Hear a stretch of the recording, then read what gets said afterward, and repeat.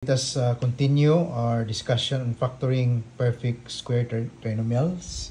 So we have here the third example. We're given 4x squared plus 12x plus 9.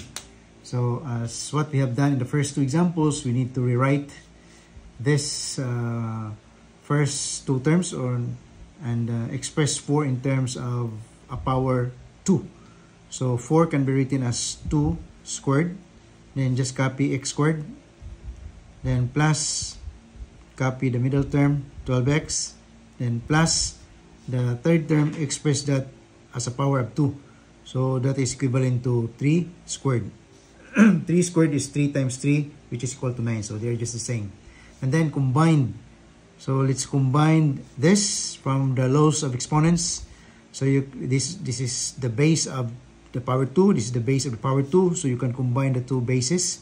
So 2x, so 2 times x, and then copy the common power or exponent. Then plus 12x, then plus 3 squared. Now check. So this is our a. So our a here is 2x. This is our b. So our b is equal to 3. So let us check whether our 2 times AB is equal to the middle term. So 2 times our A is equal to 2x.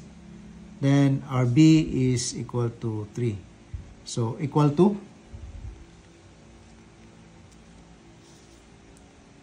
So this is equal to 2 times 2x, 4x times 3, 12x. So is it the same as the middle term?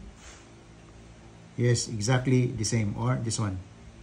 So they're the same. So therefore, this is a perfect square trinomial. So if this is a perfect square trinomial, then we can follow this form. Okay? A plus B times A plus B.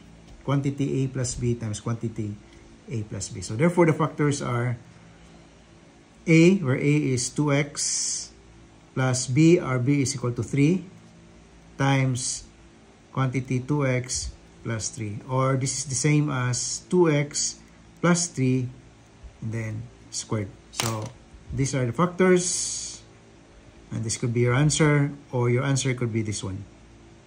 So it's up to you. Okay, so that's it. Just watch for the next video for the next example. If you have any question, just leave your question or comments in the comment section below. Thank you.